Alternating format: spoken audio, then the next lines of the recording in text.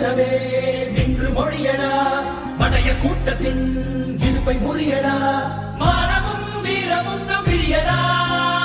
ஏரோட்டும் விவசாயிகள் இல்லையே மானுடம் இல்லடா.